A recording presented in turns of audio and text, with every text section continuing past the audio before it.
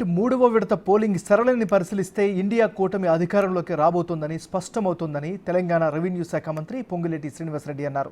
Khammam parliament అభ్యర్థి రామసహాయం రఘురామరెడ్డి గెలిపే లక్ష్యంగా ఆస్వారావుపేట నియోజకవర్గ ఎమ్మెల్యే జారే ఆదినారాయణ అధ్యక్షతన జరిగిన కాంగ్రెస్ బూత్ స్థాయి సభ్యుల సన్నాహక సమావేశంలో ఆయన కేడర్కు దిశానిర్దేశం చేశారు.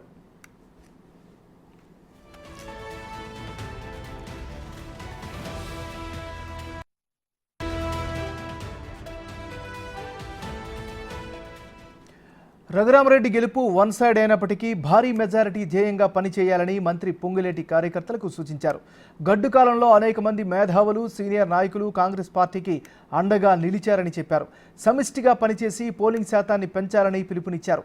జిల్లాలో ఉన్న 3 మంత్రులం ప్రజలకు ఎప్పుడూ అండగా ఉంటామని ఆయన చెప్పారు.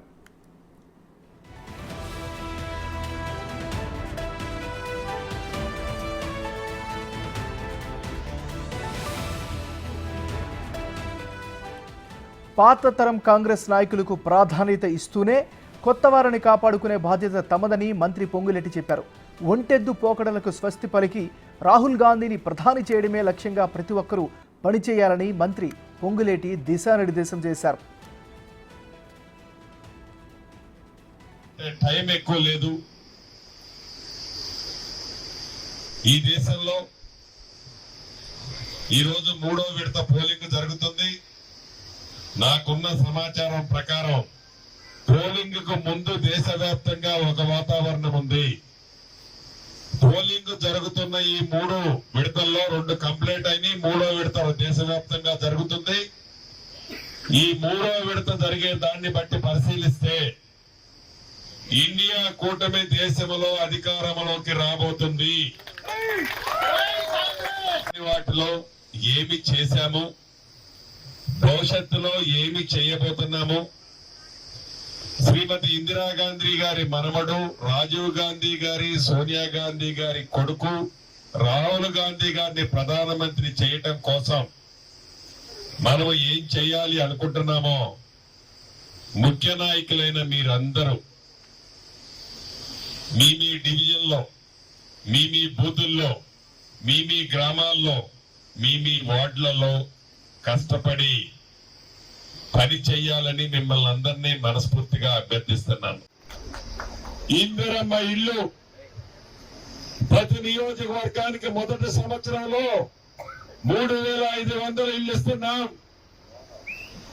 ఈ అశ్వరావుపేట నియోజకవర్గం చిన్నదైనప్పటికీ ఈ నియోజకవర్గానికి ప్రతి మండలానికి 1000 చొప్పున 5000 ఇల్లు ఇచ్చుకున్నాం.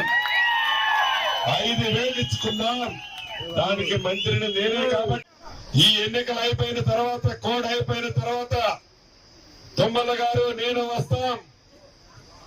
మీ స్థానిక ఎమ్మెల్యే గారిని ఎంట పెట్టుకొని ప్రతి మండలంలో, ప్రతి ఊళ్ళో ముగ్గు పోసే, ఇంటికి ముగ్గు పోసే కార్యక్రమాన్ని కూడా చేపట్టుకుందాం.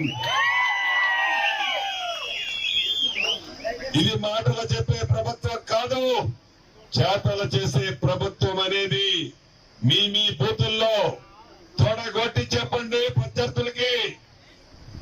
మాటలతో చేయం, చేతలు చేసిన తర్వాతే మళ్ళీ 5 సంవత్సరాల తర్వాత ఓటు అడుగుదాం.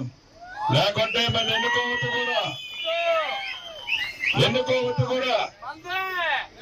ఈ ప్రభుత్వం నిజాయితీతో, చిత్తశుద్ధితో ఇచ్చిన మాటని, చేయగలిగే మాటనే చెప్పుద్ది తప్ప ఉత్తత్త మాటలు చెప్పే ప్రభుత్వం కానే కాదు.